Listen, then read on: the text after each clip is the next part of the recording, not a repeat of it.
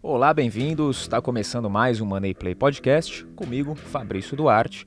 E antes de eu começar a entrevista, eu já quero pedir para você que está assistindo e não é inscrito, clica no botão de se inscrever aqui, já curte logo essa entrevista, eu conversar com uma pessoa aqui que entende bem do mercado. Eu tô com a Bettina Roxo, ela é Head de Conteúdo Digital da XP, é formada em Economia e atuou no HSBC, Bank of America Merrill Lynch e Stone. Bem-vinda, Bettina. Obrigada pelo convite, bem animada para nossa conversa. Vamos lá, prazer ter você aqui. E eu já queria começar com uma pergunta que eu fiz até, gastei um pouquinho antes da gente começar a gravar. Já contei.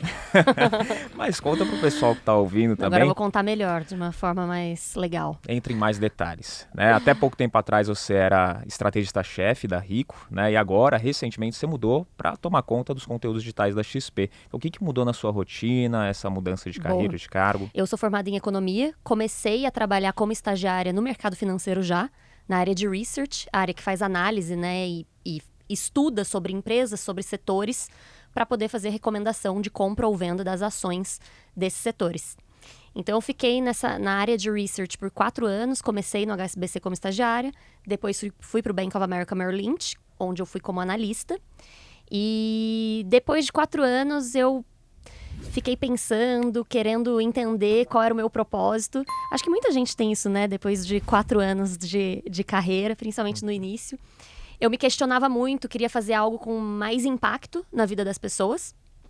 Apesar, né, de estar num banco sensacional, banco gringo, crescendo bastante, aprendendo muito, mas eu atendia os clientes institucionais. Então, os grandes fundos de investimentos, que manjam muito sobre investimentos, manjavam até muito mais do que eu, né, quando eu falava de alguma ação para eles.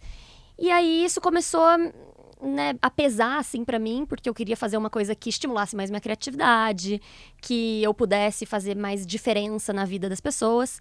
E foi quando eu saí dessa parte do mercado financeiro, fui para Stone Pagamentos, em planejamento comercial, antes do IPO da empresa, então naquele clima bem startup, né, bem diferente do banco gringo que eu estava antes, tradicionalzíssimo. E lá na Stone foi uma mudança completa, assim, porque era, né, esse estilo de empresa que estimula muito o crescimento das pessoas, dá muita autonomia. Então, em 1 ano eu cresci pra caramba também. Mas depois desse 1 ano, o meu antigo chefe do Bank of America me chamou para começar, para ajudar a construir o time de análise na XP. Então, foi um momento, assim, foi super difícil a decisão, mas na época eu lembro que eu pensei, é a melhor combinação, né, de empreendedorismo com o assunto que eu gosto, que é o mercado financeiro. E melhor ainda, não seria apenas atendendo os grandes fundos, né, esse mundo institucional, mas sim as pessoas físicas, né, o investidor, a investidora individual. Então, aquilo brilhou meus olhos, né, então era a combinação de empreender com o assunto que eu gostava e ainda com um propósito muito maior, que é democratizar o mundo dos investimentos, né, para todas as pessoas, que é a grande missão do grupo como um todo, da XP Inc. E ali em 2018, então, no começo de 2018, eu fui para a XP. Fui como analista de ações ainda, então cobria alimentos, bebidas e varejo. Fiquei um bom tempo fazendo esse trabalho de analista, mas ao mesmo tempo também pensando no site, todas aquelas coisas mais estratégicas e mais do negócio mesmo, porque a gente estava construindo uma área. A área foi crescendo, no começo éramos 5 analistas, hoje a gente já está falando de ali 50, 60 analistas. E não só mais em ações, né, em renda fixa. A Camila Dolly veio aqui, é uma delas. Sim. Então é um time sensacional. Mas eu fui traçando um caminho, assim, de especialista para generalista, pensando em ações, porque eu gostei muito da parte de estratégia de bolsa, que é a pessoa que olha o todo da bolsa, né, e não só aquela análise super no detalhe de ação por ação. Então, eu já queria ir para esse caminho de estrategista, já estava traçando esse caminho dentro da XP. Em paralelo, a figura pública, né, com o varejo, com as pessoas físicas, que a gente estava até falando antes, né, que eu nem imaginava que um dia eu teria uma rede social aberta e poderia fazer esse trabalho, assim, dessa forma, né? Mas foi quando também, acho que foi fim de 2018 ou começo de 2019, eu abri meu Instagram. Eu aparecia muito no Instagram que a gente tinha da área. E quando eu não aparecia, as pessoas começavam a mandar: cadê a Bettina? Ela não tá aparecendo, onde ela tá? E foi quando o meu chefe, né, e o marketing falaram, acho que seria legal você ter um Instagram seu. Na época, eu fiquei super indecisa. Falei, não sei se eu quero exposição, não sei se combina comigo. Aí eu falei, bom, vamos lá. Acho que, na verdade, o que mais me fez querer foi quando umas pessoas que trabalham comigo falaram, não, acho que é uma forma muito legal de você ser uma referência feminina e trazer mais mulheres, não só como analistas, né, ou mulheres que trabalham no mercado financeiro, mas investidoras. E aquilo, eu acho que foi o que me moveu mesmo, que me fez aceitar abrir o Instagram, depois as outras redes sociais. Mas foi muito legal, porque eu me descobri uma comunicadora. Antes, eu não sabia que eu era uma comunicadora. E eu gostei muito disso. É um negócio que realmente brilha os olhos. Poder ajudar as pessoas, de qualquer maneira, né? Seja nos investimentos ou estilo de vida, que é um negócio que as pessoas gostam bastante de me seguir. Ou também ser uma referência para as mulheres, né? Isso acho que brilha muito meus olhos, porque eu acredito muito nesse poder das referências.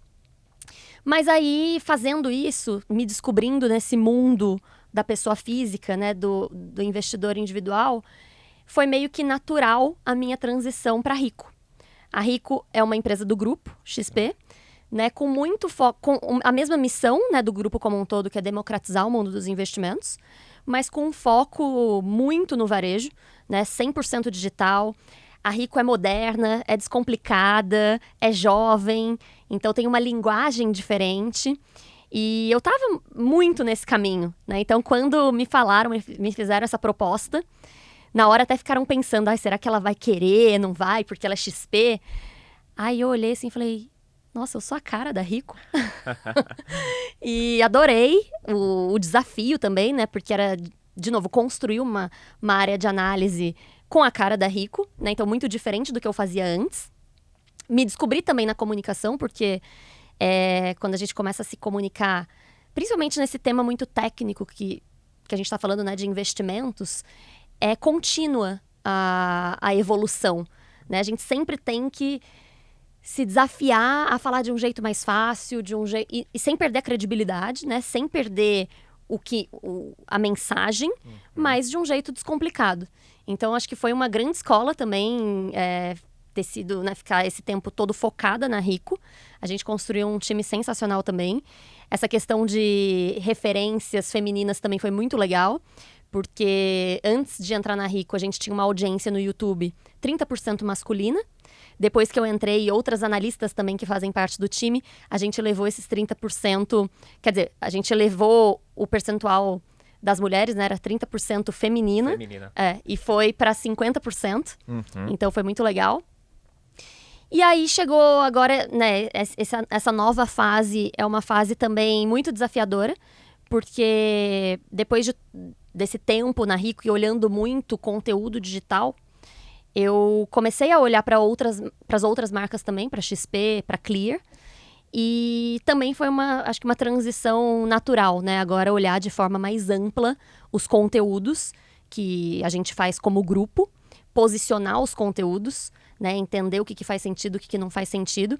É até a grande mudança, eu diria. Foram várias mudanças, né, ao longo desse tempo. Mas eu diria que eu fui de uma analista super técnica e que olhava tudo no detalhe, para cada vez mais generalista, até porque na Rico eu não falava só de ações, né, era investimentos de forma geral. E agora uma parte mais estratégica mesmo.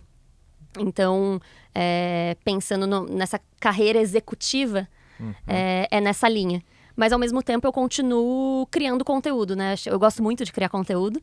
Então, eu crio conteúdo nas minhas redes sociais e nas redes do grupo também, né? Então, isso continua. Sim, com certeza. Tem muita gente que fala comigo sobre isso, das pessoas que nem dão dicas, né? Rede social, YouTube, até mesmo sobre podcast. Ela fala, eu vejo muito conteúdo lá. Só que o que eu vejo lá, assim, eu tô vendo, só que mais milhões de pessoas estão assistindo. Então, você acha que dá mesmo para aprender, para a pessoa aprender só com o que é divulgado em redes sociais ou em canais no YouTube, conteúdo digital? Eu acho que dá muito. Hoje em dia, tem até o problema contrário, né, do excesso de informação. Então, muitas vezes, as pessoas que estão aprendendo, principalmente, não conseguem diferenciar se uma pessoa está falando algo com credibilidade e outra não, né? Então, esse é um cuidado que tem que ter. Mas eu acho que é muito positivo ter várias pessoas falando sobre isso, até para você também construir a sua própria opinião, né? Não ficar... Acho que muita gente também, às vezes, tem ali um guru, né? E quer seguir só uma pessoa. Isso não é legal, né? Porque o mais legal é você aprender com os erros e acertos de várias pessoas e ir formando o que você pensa sobre aquilo, né? Para tomar a sua própria decisão. Então, e hoje eu acho que com essa digitalização toda, com essa acessibilidade, muito conteúdo gratuito, fica muito mais fácil, né? Mas, de novo, ter esse filtro acho que é importante, né? Então, muita gente faz essa pergunta para mim, como que eu escolho o que eu vou ler? Entenda de onde vem esse conteúdo antes. Se essa pessoa tem um conhecimento, de fato, sobre o mercado financeiro, né? E hoje, quando você olha as instituições, nós, né, da XP, a gente tem a nossa plataforma de conteúdos, a XP tem o conteúdos.xpi, a Rico tem a Reconnect, a gente tem, para quem quer ser trader, por exemplo, tem as salas dos traders da Clear. Então, é legal ter essa parte da instituição por trás, porque você entende, né, que ali tem uma instituição que tem regulamentação, né? E, enfim, não tô falando que você não pode ouvir outras pessoas individuais também. Deve, né? Mas sempre ter essa parte ali das pessoas com credibilidade, que você conhece e que, de preferência, tem uma segurança ali por trás de uma instituição, é legal, principalmente para quem tá começando, né? Sim, é importante. Igual você vai avaliar uma empresa, você vai ver histórico, credibilidade. Exato. Você não vai só escutar o que alguém tá falando e investir naquela empresa, né? Exatamente. Agora, você falou um ponto interessante do ensinar e pegar os R$ 100 e diversificar uma carteira. Explica um pouquinho mais disso, como que você ensina a investir, como que você investe também. Esse é um ponto, assim, eu gosto muito de falar sobre isso. E não tô querendo marketear a nossa carteira, não é isso, mas é que eu gosto muito dessa ideia de ter especialistas por trás, escolhendo os investimentos para você, e você colocando ali seu dinheiro e alguém tocando esse dinheiro para você. É igual quando você vai numa feira comprar frutas. Você pode, você mesmo escolher as frutas, você pensar qual que é a fruta do momento e como escolher cada uma delas, que é um pouco mais difícil se você não conhece sobre isso. Ou você pode comprar uma cesta pronta, que uma pessoa que entende sobre frutas já escolheu as melhores frutas ali para você. Que são as doces, que são as bonitas e já várias, né, de vários tipos. É a mesma coisa com os investimentos. Muita gente acha que a pessoa precisa escolher ela mesma o investimento. E ela fala, como que eu vou saber? Tem muita coisa. E realmente tem muita coisa. E se você não é um especialista, não está fazendo isso diariamente, é realmente difícil. Imagina, você é uma pessoa médica. Se você vai estudar alguma coisa, é melhor você estudar a sua especialidade. Assim, estudar a fundo, né? Porque você não tem tempo.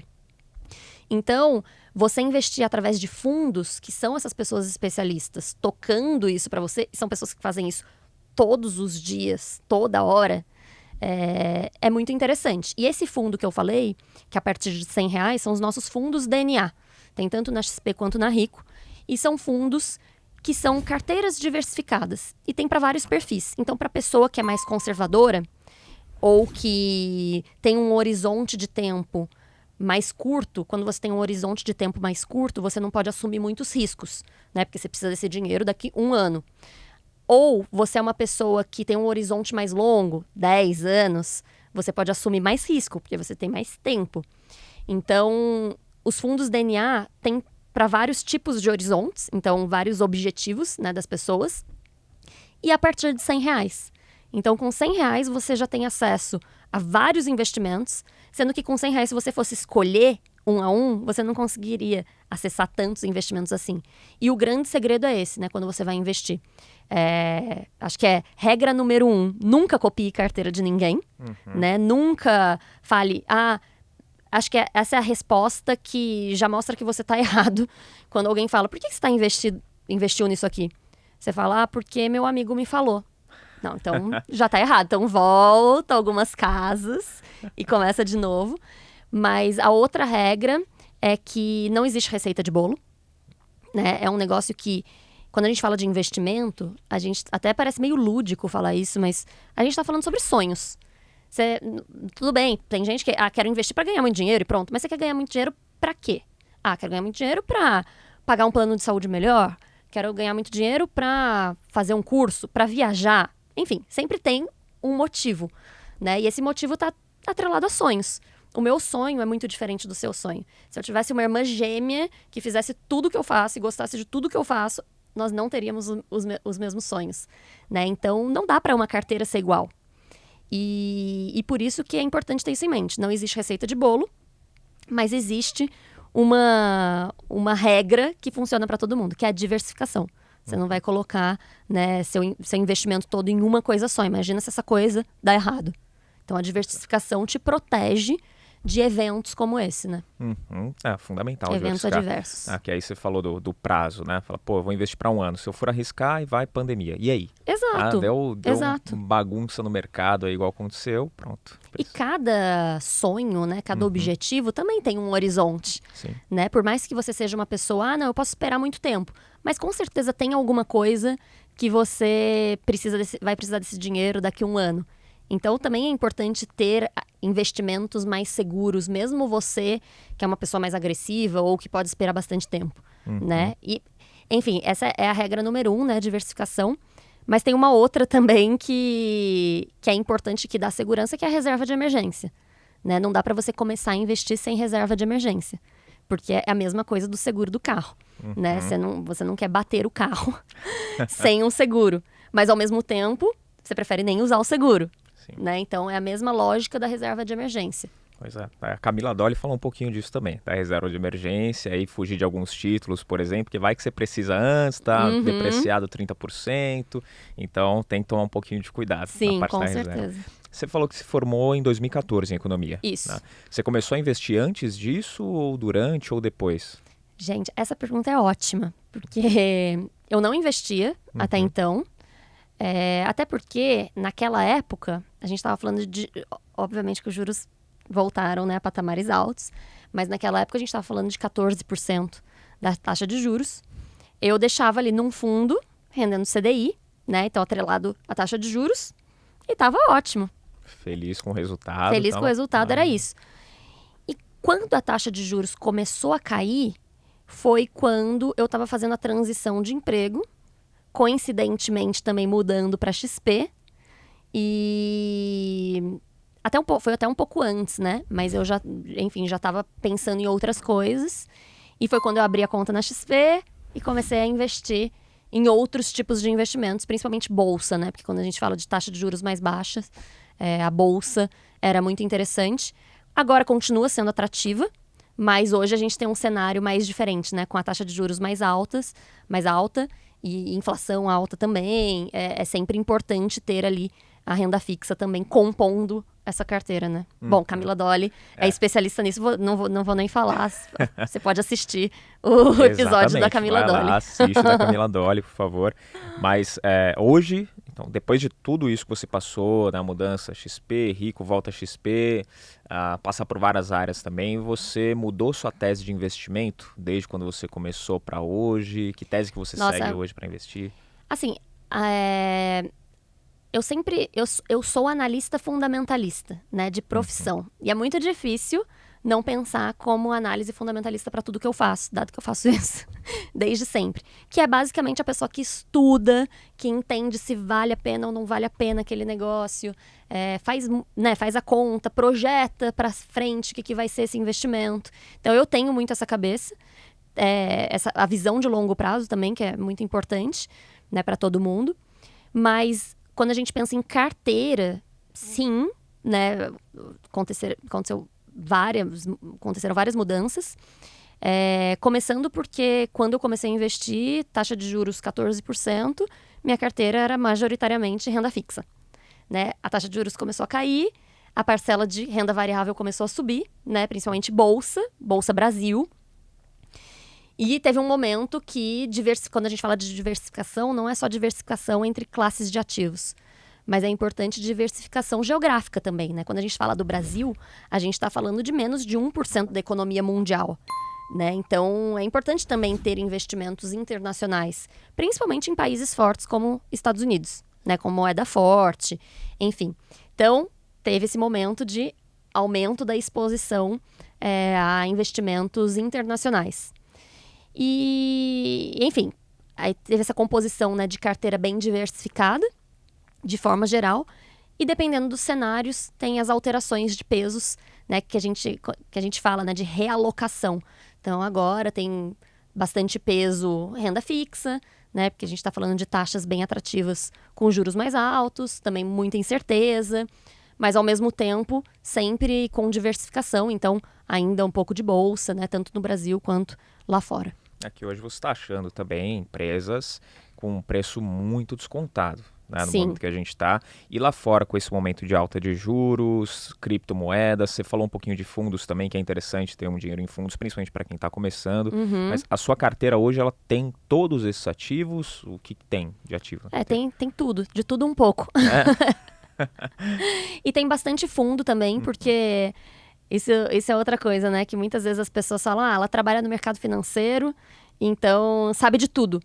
Mas, na verdade, o mercado financeiro é um mundo, né? São vários tipos de investimentos. É a mesma coisa que eu tenho uma amiga médica que ela é oftalmo e às vezes eu mando pergunta pra ela de ortopedia.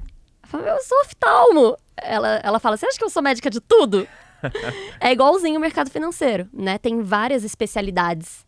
Então, eu gosto bastante de investir em fundos, que eu conheço, óbvio, justamente porque eu sei que tem ali as pessoas fazendo esse trabalho, né, diário, super especialista. Sou investidora dos fundos DNA, que eu tanto gosto. Então, e enfim, e a nossa plataforma tem muitos tipos de investimentos, né? Então, diversificação é o que é mais fácil de fazer, né? Óbvio que dependendo do perfil de cada um, dos objetivos de cada um, né? Se você é uma pessoa mais conservadora, você diversifica entre ativos mais seguros, como a renda fixa, né? Se você é uma pessoa que tem uma visão de longo prazo, pode esperar, aguenta ver o dinheiro oscilar, né? Subindo e descendo, que a gente chama de volatilidade, você investe mais em renda variável, bolsa, fundos imobiliários. Então, a diversificação vai variar, né, o percentual de cada tipo de investimento para cada pessoa. Como fundamentalista, você avalia também na parte dos fundos de investimento cada ativo que tem lá nos fundos, ou você simplesmente confia no gestor, fala, não, conheço o trabalho, vai lá, toca, tamo junto? Eu tento olhar cada tipo, cada investimento que está lá dentro, sempre olho antes de investir, mas a verdade é que eles vão mudando, né? E, inclusive, alguns fundos, quando eles disponibilizam essa informação, tem um delay de 3 meses. Então, também não é live, né, isso. Mas eu acho fundamental, sim, conhecer quem está por trás desse dinheiro, né? Quem está tocando ali para você, porque você confia naquela pessoa, de fato, né? Sim. Aí você já conversa com as pessoas, até dentro da XP, os fundos DNA, você já tem mais acesso, né? Sim, Toma um café, não. Não, assim, a gente, né, tá sempre junto ali, conversando tudo, mas tudo que eles falam tá disponível para todo mundo também, né? Então, acho que é outro mito, né, que às vezes as pessoas falam, você trabalha no mercado financeiro, então você sabe mais. Não. Hoje os fundos estão também com site, estão sempre em podcasts, né? Estão sempre falando. E, inclusive, na nossa plataforma de conteúdos, tem conteúdo de tudo isso, né? Todos esses fundos que estão disponíveis na plataforma também tem conteúdo sobre eles, né? No nosso site, né? No conteúdos.xpi.com.br. Então, enfim, o acesso é democratizado, né? Acesso à informação todo mundo tem. Naturalmente, você sabe mais porque você vive isso, né? E eu estudei isso, Exatamente. né? Tô 10 anos quase no mercado financeiro, trabalhando com isso. Mas é o que eu falei. Eu, por exemplo, tive uma carreira muito focada em ações. Então, eu sou muito forte quando, né, você pensa em o que mais você sabe. Eu sei muito sobre ações. Mas tem vários outros tipos de investimentos, né? Quando a gente fala bolsa internacional, não é a minha expertise, né? Eu sempre fui focada em bolsa brasileira. Óbvio que eu sei, né, o geral, mas aí você entra nos especialistas de cada um desses investimentos, né? Por exemplo, a Camila Dolly com renda fixa. Sim. Você falou de um ponto algumas vezes já, eu queria dar um pouco mais de foco nisso, que é a diversificação. Porque tem bastante gente que negligencia isso e aí, nossa, tá subindo. Bitcoin, exemplo, né? Tá subindo, é agora o momento, eu vou investir. Aí pega tudo que tem, vende carro, vende casa, compra o ativo, aí dali um pouquinho a gente sabe que ele vai corrigir, ele tem uma queda e a pessoa entra em desespero, às vezes Acaba tendo resgata, prejuízo, né? realiza, pronto, acabou. Então, qual que é a importância real assim da diversificação? Dá exemplos, não? Olha, a diversificação é igual... Enfim, se eu chego aqui para você e falo, tem um super negócio, quer ser meu sócio? E aí você fala, você pode pensar, vou virar sócio. Que é um erro, né? Inclusive, você pode até pensar, não, Betina, conheço um pouco, não sei o quê. Mas aí você vai pegar todo o seu dinheiro e virar meu sócio, sem nem saber o que eu tô fazendo. O que você vai fazer? Você vai falar, bom, me interessa, te conheço, mas o que é o negócio? Qual que é a perspectiva desse negócio? Como é o setor que esse negócio atua? Tem muito concorrente? Quais são as dificuldades? Você tem que fazer uma análise, né, do cenário para entender se aquilo faz sentido ou não. Isso assim, para qualquer coisa. E quando a gente fala de investimento, também. Então não adianta alguém falar, Bitcoin vai subir. E você falar, então eu vou investir. Não, é a mesma coisa dessa situação. Se alguém chegasse para você e falasse, quer ser meu sócio? E você falasse, quero, sem saber o que é. Eu falo aqui, quer ser meu sócio? Qual que é o seu negócio? Meu negócio é uma empresa de CD. Não, com certeza. Onde que eu assino, né? Por que não? Exato. Então, assim, para tudo precisa ter essa cautela, né? Não dá para pular etapas. Você pode até ter ali um dinheiro separado para coisas mais arriscadas, né? Mas antes disso, ter a sua reserva de emergência, ter a sua carteira diversificada, porque isso vai te ajudar caso aconteça alguma coisa. E entender também qual que é o seu estômago para risco, né? Não adianta nada você falar, quero começar a investir e vou investir tudo em bolsa. E aí tem a primeira queda, você já dá uma dor de barriga, não aguenta mais, não dorme, não dá, né? Então, esse autoconhecimento é super importante, né? Por você trabalhar no mercado, ter mais especialização em ações nacionais, você tem um apetite ou uma aceitação a risco maior? Isso é normal de quem está na área ou não? Olha, eu acho que, na verdade, não necessariamente. Hoje, eu acho que foi uma construção também. Eu sinto que eu era uma pessoa mais conservadora e fui virando mais agressiva. Não sei se é porque eu trabalho com isso, mas talvez seja pelo conhecimento mesmo, né? De ir estudando e aprendendo, que eu acho que isso pode acontecer com qualquer pessoa de fora do mercado também, né? Então, é muito normal o seu perfil ir mudando a partir do momento que você conhece mais sobre os investimentos. E pode mudar ao contrário, né? De agressivo para mais conservador, inclusive. Acho que essa é uma mudança até ruim, porque significa que você passou perdeu algumas horas de sono, né? Para entender que você é mais conservador. Mas, enfim, acho que não porque eu trabalho no mercado financeiro. Acho que tá muito ligado ao conhecimento e o quanto você se sente confortável com aquilo, né? Que eu acho que tá ligado com qualquer coisa, na verdade, né? Você vai começar a fazer um esporte novo, você fica morrendo de medo de se machucar no começo. Depois você vai pegando jeito, aprende como cair, né? Então, acho que é meio nessa linha. Eu tava pensando aqui em natação, é justamente isso, né? Pô, você não sabe nadar, você não vai entrar no mar, você não vai se arriscar. Exato. Porque a chance de você se afogar é bem grande. É. Mas à medida que você sabe, dá umas braçadas aqui e ali, sabe boiar, E beleza. vai treinando, faz aula, né? Você começa a ficar mais confortável, mais à vontade. É a mesma coisa. Daqui a pouco tá em alto mar pulando de um Exato. barco normal ali, nadando, não tá nem aí. Tá certo. Tem alguma coisa hoje que não entra na sua carteira, que você olha e fala, essa área, esse setor ou esse ativo, não me sinto confortável? Olha, eu não sei te dizer agora exatamente, mas a única coisa que não entra é quando eu não sei nada sobre aquilo. E não entra de jeito nenhum se alguém falar pra mim simplesmente que é bom. Tipo, isso não dá. Eu preciso entender antes, fazer a minha análise. Ou, pelo menos, dar uma estudada, né, no que outras pessoas estão falando. Mas hoje, não tem algo que eu fale isso de jeito nenhum. Óbvio que, acho que como muita gente, né, tá pensando assim, com a questão de ESG, né? Então, investimentos responsáveis, sustentáveis. Acho que isso tem um grande peso para mim. Então, eu penso muito hoje em dia, e no passado não era tão comum, né? Acho que muita gente tem pensado cada vez mais assim. E só, acho que eu diria que é mais nisso, assim, tipo, a empresa que não faz sentido, né, por ESG, eu não quero investir. Entendi. Isso é interessante falar, porque eu até estava acompanhando na semana passada, fiz um levantamento de umas matérias para montar um conteúdo, né? E a evolução para esses investimentos ESG, ela está cada vez mais natural, e as empresas do futuro que não se preocuparem com isso vão acabar perdendo espaço Total. no mercado. Então, você tem como dar um pouco mais de detalhes sobre esse tipo de investimento para o pessoal que está assistindo? Sim, e até é um segmento, né, uma área que ainda está em evolução. Então, a gente ainda está aprendendo também, as empresas estão aprendendo o que elas mostram para divulgar, né, os dados sobre ESG ou não. Então, até um ponto importante, que não é porque às vezes uma empresa tem uma nota ruim, então ela já é descartada. O importante é entender o que ela está fazendo para melhorar, né, porque é um processo, não é sim ou não.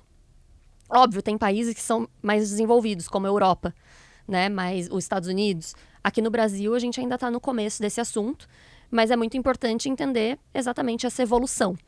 E o que significa isso? Empresas responsáveis com o meio ambiente, ou quando a gente fala de diversidade na liderança.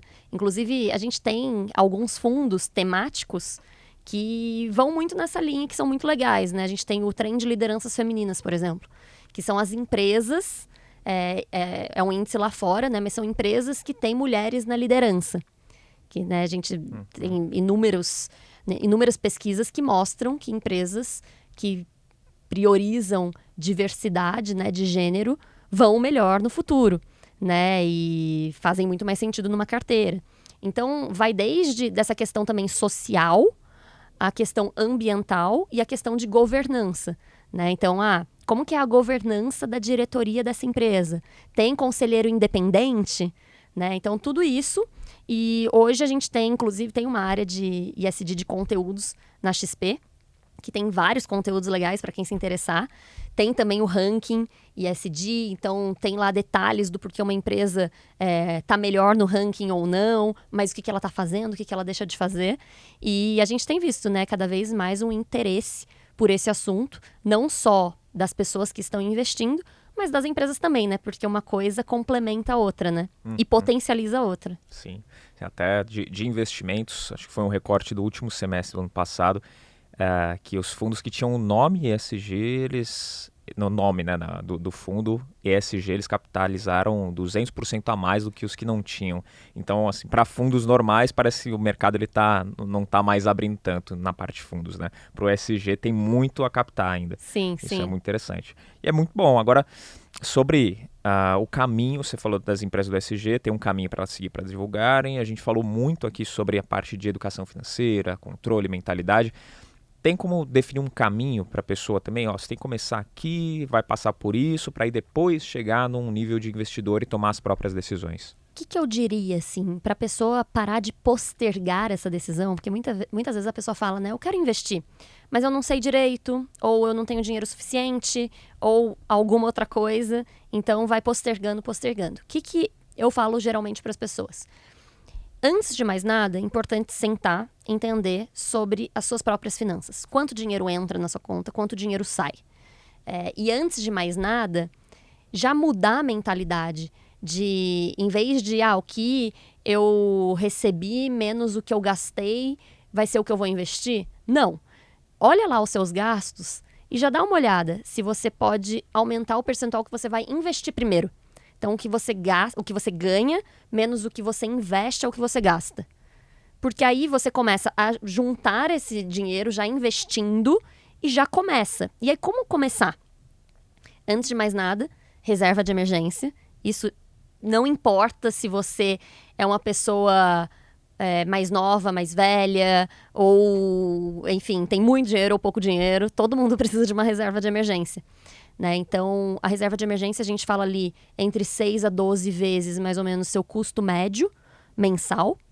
Então, com esse montante, e não precisar, primeiro, junto tudo isso e depois começar a investir. Vai juntando, formando a sua reserva de emergência. Quando tiver já um valor lá com alguma segurança, você vai investindo em outras coisas. E aí, o que são essas outras coisas? Bom, a reserva de emergência, A Camila Dolly já explicou quais são os investimentos para... Fazendo muita propaganda dela aqui. A gente é bem amiga. Mas ela é muito boa mesmo. E não vou repetir. Mas esses outros investimentos que eu falo é principalmente focando em diversificação. E como eu disse, quando você está começando ou quando você tem um montante menor para começar a investir, é difícil você ter uma carteira diversificada escolhendo ativo por ativo. É como se, enfim, com R$100 você comprasse 10 coisas. Só que não dá, porque vai ter uma coisa que custa R$500. Né? Então, por isso que eu acho que os fundos DNA são uma ótima opção. Você escolhe ali o que faz sentido, né, com os seus objetivos, horizonte de tempo. Pode escolher mais de um, inclusive, né? Porque provavelmente você vai ter objetivos para um horizonte de tempo curto, outros para um horizonte de tempo longo. E aí você já começa a investir a partir de R$100 ali. Já começa a ver esse dinheiro rendendo para você, trabalhando para você. Porque eu acho que essa fase inicial, quando você enxerga o dinheiro trabalhando por você, é o que dá mais gosto para você falar, vou continuar investindo. Porque senão, você continua naquela inércia, você não tá vendo o dinheiro, né? Não tá vendo nada e na sua cabeça é muito trabalhoso, não tenho tempo. Então, dar esse primeiro passo já vai fazer com que você queira entender quais são os investimentos que estão ali, nesses fundos. Que diversificação que eu estou fazendo? E automaticamente você vai começando a buscar sobre aquilo, buscar mais informação e se sentindo mais confortável para escolher seus próprios investimentos você mesmo.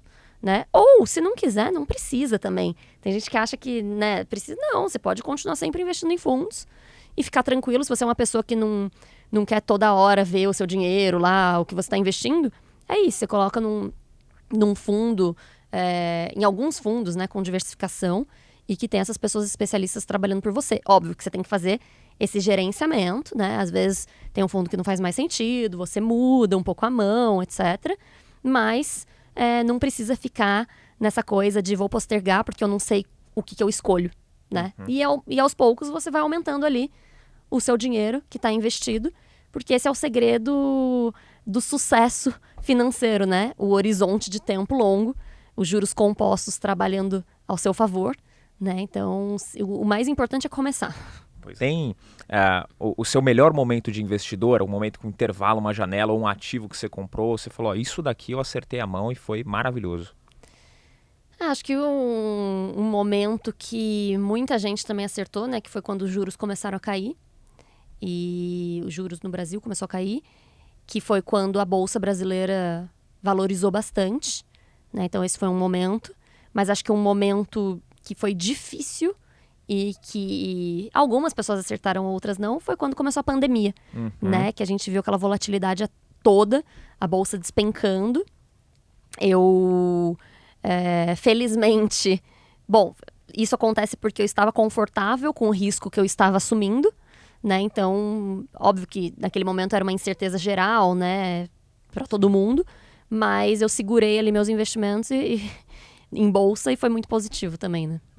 A recuperação foi muito forte, né? Assim, não demorou muito, né? Quem tinha caixa para segurar conseguiu ter um bom... Até comprar mais ali na baixa, conseguiu ter um bom retorno. Exato. Teve algum erro que foi marcante? Alguma coisa que você falou, isso daqui, que às vezes até a gente lembra e... Eu acho que o maior erro foi logo...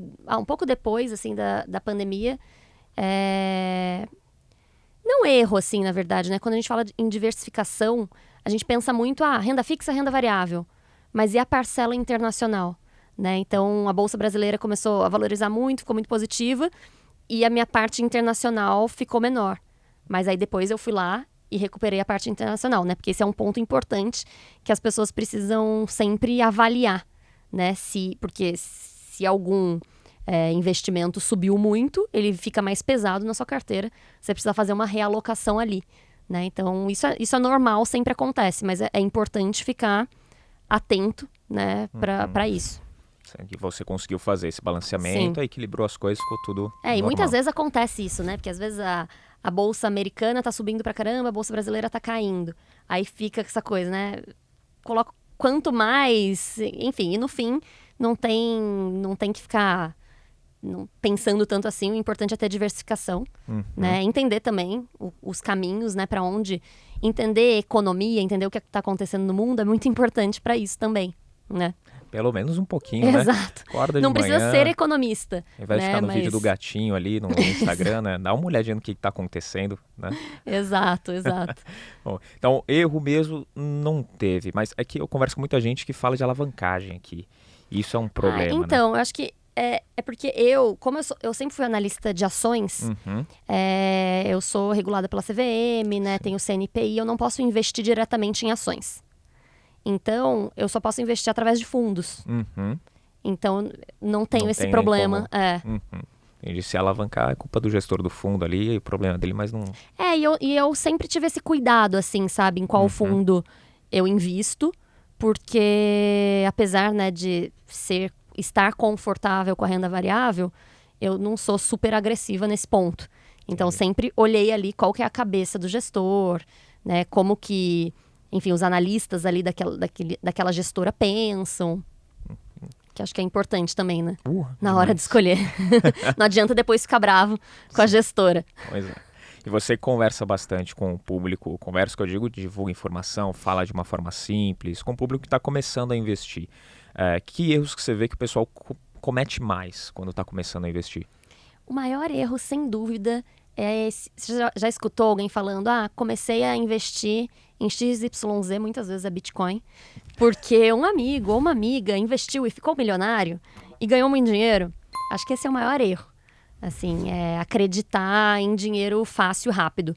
Pode ter gente que conseguiu? Pode ter. Mas, assim, é muito difícil, né? Se fosse fácil e rápido, teriam muitas pessoas milionárias e com histórias de sucesso, né? Você já tinha isso desde quando você começou a estudar em casa? Você já via esse tipo de coisa, de ter uma disciplina financeira um pouco maior? Ou foi algo que você aprendeu no caminho? Então, outro dia eu estava refletindo muito sobre isso, assim. Eu acho que meus pais me ensinaram muita coisa sobre dinheiro, mas sem ter sido um negócio que eles realmente pensaram, né? De vou ensinar sobre dinheiro. Foi uma coisa de... Sempre teve um diálogo muito forte sobre o assunto em casa. Meus pais são empreendedores e sempre falaram... Eu sempre vi muito essa questão do trabalho, né? Trabalhar muito para conseguir pagar as contas. Então, meus pais sempre falavam, né? Sempre tinha aquela coisa, você quer gastar com isso, mas você vai gastar, na época, né, da sua poupança. Você quer gastar da sua poupança? A decisão é sua. Então, a minha mãe é publicitária. E quando eu era criança, eu fazia algumas propagandas para ela. E em vez de ela contratar alguma criança que precisava fazer a propaganda e pagar, ela pagava para mim e pro meu irmão. Aí ela abriu uma conta pra gente, na poupança, e foi colocando esse dinheiro lá pra gente. E sempre teve essa coisa, sabe? De, o dinheiro que vocês conquistaram, com o trabalho que vocês fizeram. Então a gente, sei lá, foi crescendo ouvindo aquilo. E quando eu queria fazer alguma coisa com aquele dinheiro, ela falava, mas você quer mesmo tirar o dinheiro do seu trabalho? Que você demorou pra caramba pra juntar? Aí você ficava assim, então não sei se eu quero. Né? Então acho que teve um pouco disso, mas de uma forma natural, né? Outro dia eu tava até contando também pra minha amiga, a gente dando muita risada. Minha mãe sempre trabalhou muito. E acho que também uma outra referência pra mim, pensando em mulher, né? Assim, sempre via ela trabalhando muito. Quando eu era pequena, me falava, você quer ser o quê? Eu pensava, eu quero ser executiva. Quero estar de terninho, de salto, pra lá e pra cá, que era a imagem que eu tinha da minha mãe. E ela trabalhava muito há pouco tempo. Quando eu tinha festinha de criança, ela me dava o dinheiro. Eu ia no shoppingzinho do lado de casa, sozinha. Eu escolhia o presente. E aí eu lembro que eu pensava, vou escolher o melhor custo-benefício. Eu sei que eu não posso dar um presente que eu vou passar vergonha, né? Não vou dar uma coisa nada a ver pro meu amiguinho. De bombom da Uma vez eu garoto. fiz isso, mas lembro disso até hoje. Mas eu vou achar que um brinquedo legal, que seja mais barato que o preço, que o valor que minha mãe me deu, porque o resto eu junto pra mim. E aí eu compro depois, vou juntando o que sobra e compro alguma... Então, sabe, vários exemplos assim que acho que me ajudaram muito nessa questão de dinheiro, né? O quanto entra, o quanto sai, que você precisa se esforçar, precisa trabalhar. e cuidar, né, do dinheiro. E eu lembro também que uma vez meu pai me falou, né, que eu falei, eu vou pro mercado financeiro, e toda deslumbrada. Aí ele falou pra mim, antes de entrar, ele falou, filha, não importa o quanto você ganha, importa o quanto você gasta. E aquilo ficou muito forte também na minha cabeça, sabe? Então, acho que foram vários aprendizados, né, que me ajudaram. O fato de questionar, só isso já é importante, né? Fala, pô, você vai Total, tirar fazer do seu pensar, trabalho, já é diferente. Sim. Bom, mas descobrimos aqui a história de como você se tornou milionária e começou a investir, né? Porque tinha muitos amigos, né? Cada festinha. Então, aos 18 anos, Betina já era milionária só das festas dos amigos. Pronto. E os amigos tudo ganhando um presente. Ok. Se você não gostou do seu presente amigo de Betina Rocha, você já sabe o motivo, tá explicado, você contribuiu. Não, e o que é mais engraçado, eu tava falando com a minha amiga, que minha mãe também não ficava, tipo, fazendo um auê por causa disso, sabe? Acho que também ela trabalhava tanto que não tinha nem tempo, sabe? Pra ver o que eu comprei, o que eu não comprei. Uma vez eu comprei botões de futebol de botão, mas só os botões. Porque eu acho que eu queria uma boneca, eu lembro. Nossa. E faltava esse dinheiro, sabe, pra boneca. Comprou o botão, falou, conta o que você tem à mesa. Eu falei pra minha menos. mãe, como você deixou? Ela falou, eu lembro disso. Chegou no aniversário, o menino foi abrir o presente, eram os botões só. Falei, ninguém deu a mesa, gente. Pô, tava contando com vocês, galera. Exato, gente, me ajuda a te ajudar, né? No ano que vem, eu completo. Fica calmo. Ai, muito bom. Além dessas histórias, né, engraçadas não foram no mercado, mas foi muito bom saber. Tem alguma coisa do mercado financeiro que você aprendeu, que transformou a sua forma de pensar em finanças? Ou alguma história engraçada também que marcou a sua carreira até aqui? Eu acho que mais assim, como analista mesmo, não necessariamente acertar ou errar em investimentos, mas como me posicionar como mulher no mercado financeiro. Eu estava falando sobre isso hoje também, né? Que a gente está na Semana das Mulheres e durante muito tempo, no começo da minha carreira, eu me questionei muito. Achava que eu não era boa, apesar dos meus chefes falarem que eu era boa, de ser promovida e tudo, eu me questionava muito, era muito insegura. Hoje eu vejo assim que... Enfim, é meio doida essa insegurança toda. Eu entendo que todo mundo passa por essas inseguranças, principalmente no começo da carreira. Mas um aprendizado, assim, que eu tirei disso da gente confiar mais na gente mesma, né? Assim, de ir atrás e buscar conhecimento. E não só o conhecimento para te fazer ser uma pessoa melhor, uma profissional melhor. Mas quando a gente pensa nisso, de mulheres, num ambiente majoritariamente masculino, é muito importante também ter a força de outras mulheres juntas e de homens aliados também nessa causa. E eu tive essa sorte de ter chefes muito legais, que sempre me ajudaram muito. Inclusive, teve um momento que eu estava muito insegura e com muito medo, sabe, de falar com o cliente, etc e tal. E aí um chefão meu sentou um dia comigo e falou, deixa eu te contar uma coisa. Eu tenho medo até hoje. Tenho medo de me perguntarem e eu não saber a resposta. Mas faz parte, fica calma, tá tudo bem. Se você não souber, só fala que você vai ver, depois você volta. Então, sabe, essas coisas. E que eu acho que foram grandes aprendizados.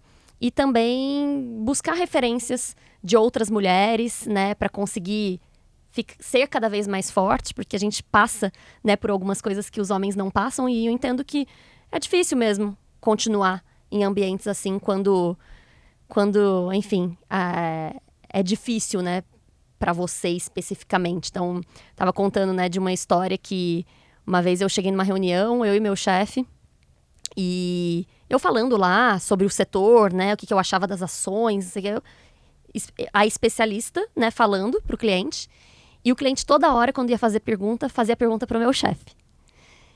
E eu saí daquela reunião arrasada, porque eu falei, gente, eu sou ruim. Ele tá perguntando pro meu chefe porque eu sou ruim mesmo. E na reunião meu chefe falava, não, você tá perguntando pra mim? Você tem que perguntar pra Betina, ela que sabe tudo. Então foi super legal da parte dele, mas eu fiquei meio tipo, nossa, acho que eu não tô preparada. E no fim não é isso, né? Então depois eu fui entender que é muito mais... muito menos simplista do que isso, né? Então... Enfim, foram vários aprendizados nessa linha. Eu acho que hoje em dia eu vejo meninas muito essa nova geração dos 20 anos, né? Várias mulheres super fortes já e que já vão com tudo. Talvez 10 anos atrás, talvez não, né? Era um pouco mais difícil, principalmente também sem essa questão das redes sociais, né? Que a gente via poucas referências, não tinha exposição. Ainda tem muito espaço, né, pra gente melhorar isso, mas eu acho que, enfim, de coisas marcantes da carreira foram principalmente essa questão da insegurança, né? Acho que muitas vezes as pessoas olham pra mim hoje e falam, nossa, como ela é forte, como ela chegou até aqui, não sei o que, e na verdade é aquela coisa, né? Quem vê close não vê corre. Então, foram vários momentos de aprendizado, de insegurança e de dificuldades e também de busca por ajuda, né? Às vezes a gente fica meio nessa de tem que aprender sozinho e não tem que aprender sozinho. A gente pode buscar ajuda de quem sabe mais, de quem já passou por isso, né? Então, acho que, resumidamente, acho que buscar ajuda é um caminho ótimo, tanto para você que quer começar a investir, para você que quer ficar mais seguro na sua profissão, enfim, para tudo, né? Bom, eu queria aproveitar essa linha já de dicas, né, que você entrou, e pedir dica de livro que você leu, que você gosta de recomendar para as pessoas. Bom, tem um livro que eu li recentemente que vale tanto para quem já investe há muito tempo ou para quem quer começar a investir agora, que é a Psicologia Financeira. E fala justamente disso, da mentalidade. O autor fala, inclusive, que ele acha que finanças... ele fala que dinheiro tem muito mais a ver com psicologia do que com finanças. E ele conta várias histórias de pessoas que acumularam muito dinheiro, mas que ficaram gananciosas e perderam tudo. Então, enfim, é um livro bem legal para começar a olhar sobre isso, sabe? Porque você já começa com a mentalidade ideal, né, digamos assim. Mas, de novo, trabalhar com dinheiro, investir, é aquela coisa de você sempre... Esse trabalho da mente tem que ser constante, né? Igual quando você faz um esporte e tem momentos que você tá super focado e super determinado ali, consciente, e tem momentos que dá aquela... Nossa, vou desistir. Aí você tem que voltar de novo um trabalho mental, né, para continuar. E quando a gente fala de dinheiro também, né, essa coisa da ganância acontece muito. Então, sempre voltar, colocar o pé no chão, entender quais são os seus objetivos, seu propósito de fato, né, super importante. Esse livro é ótimo. Muito bom. É um ponto que outro convidado, não vou lembrar quem agora, foi lá nos primeiros episódios, ele falou, investir é algo que você vai fazer a vida inteira. Então, quanto mais cedo você descobre, você percebe isso, mais tranquilo você fica e melhor você investe. É isso. É para sempre, é contínuo, né? Betina, alguma dica final para você passar para quem está assistindo a gente? Bom, acho que a última dica é essa, comece, né? Não espere. O melhor momento para começar a investir foi ontem, o segundo melhor momento é agora. Então, já aproveita, vai lá no meu Instagram, Betina Roxo. Por favor. Fazendo a propaganda aqui. E tem várias dicas lá, tem os caminhos também, né? Pra, enfim, abrir conta, escolher os investimentos. Sou super acessível também. Quem quiser me mandar dúvidas, tô lá. E as nossas plataformas, né? Da XP, conteúdos.xpi.com.br e da Rico, Reconnect. E tem muito conteúdo para te ajudar. E a gente tá em tudo, né? YouTube, Instagram, Twitter. Acho que conteúdo é o que não falta. Isso é verdade. Então, o seu Instagram de novo? Betina Roxo. Betina Roxo. Fechado. O roxo vai estar escrito aqui, você vai saber como escreve, então fica sossegado. Betina, muito obrigado. Obrigada a você, adorei. Foi um prazer. Prazer todo meu. E você que acompanhou mais o Money Play, não esquece de clicar no botão de curtir aqui, que eu sei que você curtiu, então é só clicar, se inscreve no canal e segue a gente também lá no Instagram, @moneyplay_podcast e no meu pessoal, @ofabrício Duarte. Fechado? Espero você aqui no próximo Money Play. Tchau!